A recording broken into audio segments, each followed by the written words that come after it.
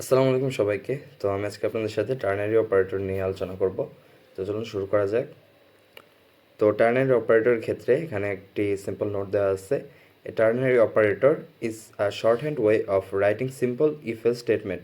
It is also known as the conditional operator. It allows you to make decisions in line, making the code more compact and readable for simple conditions. অর্থাৎ এটাও ইফেলসের একটা alternative মাত্র। এখানে সুবিধাটা যেটা হচ্ছে যে ইফেলসের ক্ষেত্রে আমাদের যে পুরো ব্লকটা লিখতে হতো এটি এক লাইনের মধ্যে লেখা যায়। যেমন খুব ছোট ছোট লজিক যখন আমরা চেক করতে যাই সেক্ষেত্রে আমরা বড় বড় করে ইফেলসের ব্লকগুলো না রেখে আমরা এক লাইনের মধ্যে টার্নারি অপারেটরটা ইউজ করতে পারি। তো এটার সিনট্যাক্সটা হচ্ছে কিছুটা এরকম। এখানে একটা কন্ডিশন থাকে, এই কন্ডিশনের উপর বেস করে এখানে দুইটা এক্সপ্রেশন থাকে, এক্সপ্রেশন 1 আর আরেকটা থাকে এক্সপ্রেশন 2। এক্ষেত্রে আপনার যেটা হয় যে কন্ডিশনটা যদি সত্য হয় তাহলে এক্সপ্রেশন 1টা রিটার্ন করে, আর কন্ডিশনটা যদি মিথ্যা হয় তাহলে এক্সপ্রেশন 2টা রিটার্ন করে।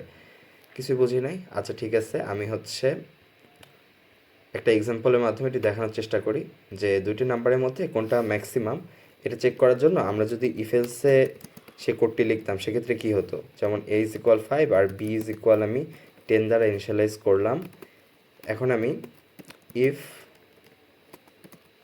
a is greater than b, আরেকটা ভ্যারিয়েবল নিয়ে নিচ্ছি ইন্ট ম্যাক্স।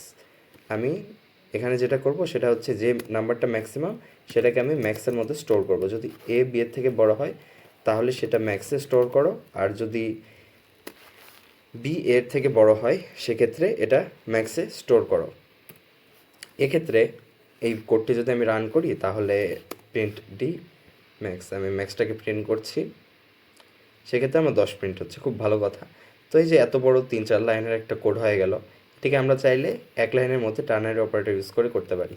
সেক্ষেত্রে লিখতে হবে কিছুটা এইভাবে, পাশে আপনারা কোড অলরেডি দেখে ফেলেছেন, সেটা হচ্ছে এ ইজ গ্রেটার দ্যান বি, এটা হচ্ছে কন্ডিশন। দেন এখানে টার্নারি অপারেটর এ বি। আমি যে এই কাজটি করলাম, দাঁড়ান আমি আগের কোডটিও আবার ব্যাক আনি। হ্যাঁ, এই যে কোডটি অলরেডি আমি ব্যাক এনেছি, এই দুটার কাজ সেম। এটাকে আমি কমেন্ট আউট করে দিই। এই যে if a is greater than b তাহলে ম্যাক্সে স্টোর করো অথবা ম্যাক্সে বি স্টোর করো, এই সেম লজিকটা এখানে কাজ করতেছে। যদি এ ইজ গ্রেটার দেন বি হয় এখানে কোশ্চেন মার্ক দেওয়া থাকে, দেন এ যদি ট্রু হয় তাহলে এ রিটার্ন করতে, আর যদি ফলস হয় তাহলে বি রিটার্ন করতে। তো এই কোডটিও যদি আমরা রান করি সেক্ষেত্রে আমাদের 10 প্রিন্ট করবে। তো টার্নারি অপারেটরের কিছু লিমিটেশন আছে। Not ideal for complex conditions with multiple operations, can reduce readability if over used. তো এই যে এই সিনট্যাক্সটা দেখতে অনেকটা হিজিবিজি লাগে আর কি, কারণ ইফেলসে লিখলে অনেকটা সেটা জটিলতা কমে যায়, যে এটার পরে এটা হচ্ছে মানে পড়তে সুবিধা হয় আর কি। এটার ক্ষেত্রে এখানে যদি আমি একটা বড় এক্সপ্রেশন লিখে দিতাম সেক্ষেত্রে এটা পড়া কিন্তু অনেক টাফ হয়ে যায়। তো সো সেক্ষেত্রে আমাদের ইফেলস ইউজ করাটাই অনেক বেটার। আর মাল্টিপল অপশন যদি থাকে, যদি এলস ইফ ল্যাডার থাকে সেক্ষেত্রে তো অবশ্যই আমরা টার্নারি অপারেটর ইউজ করব না, আমরা সেক্ষেত্রে ইফ এলসি ইউজ করব। তো আরেকটি কোড আমরা প্র্যাকটিস করতে পারি চাইলে, একটি নাম্বার ইভেন নাকি অড সেটি চেক করা। তো একে আমি 2 দ্বারা ইনিশিয়ালাইজ করলাম। এখন আমি একটা বুলিয়ান ডেটা টাইপ নিচ্ছি, সেটা হচ্ছে বি, বি অথবা ইজ নাম দিচ্ছি ইচ্ছা মতো, ইজ অড বা ইজ ইভেন। অর্থাৎ যদি ইজ ইভেনের ভ্যালু 1 হয় সেক্ষেত্রে নাম্বারটি ইভেন হবে, ইজ ইভেনের ভ্যালু যদি 1 না হয় 0 হয় সেক্ষেত্রে নাম্বারটি অড হবে। তো আমি সেটি কীভাবে করব, a% 2 ইকুয়াল 0, এটা যদি হয় সেক্ষেত্রে রিটার্ন করতে ট্রু অথবা 1, আর যদি না হয় সেক্ষেত্রে 0।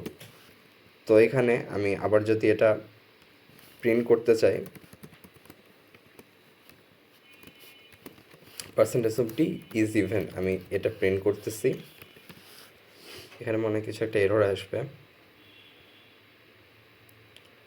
আচ্ছা আমি এটাকে বুলিয়ান না ধরে ডিরেক্ট ইন্টিজার ধরে নিই।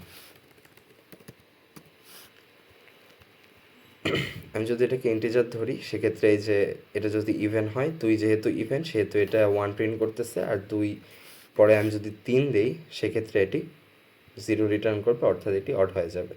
বুলিয়ান দিয়েও এটা করতে পারতাম, সেখানে 0 আর 1 না দিয়ে আমাদের ট্রু ফলস দিতে হতো আর কি। তো এটা হলে ট্রু রিটার্ন করতে অথবা ফলস রিটার্ন করতে যদি না হয়। আচ্ছা, তো আমাদের এই কোডটিতে একটা এরর আসতেছিল, সেটার জন্য আমাদের একটি হেডার ফাইল ইনক্লুড করে নিতে হয় যদি আমরা বুল এটা ইউজ করতে চাই, stdbull.h। এটা যদি আমরা ডিক্লেয়ার করে নিই তাহলে আমাদের এই কোডে সমস্যা থাকার কথা না। হ্যাঁ, তো এরপরে আমাদের কোডে আর সমস্যা নেই। তো আজকের লেকচার এতটুকুই। সবাইকে ধন্যবাদ। ভিডিওটি ভালো লাগলে অবশ্যই লাইক এবং সাবস্ক্রাইব করবেন।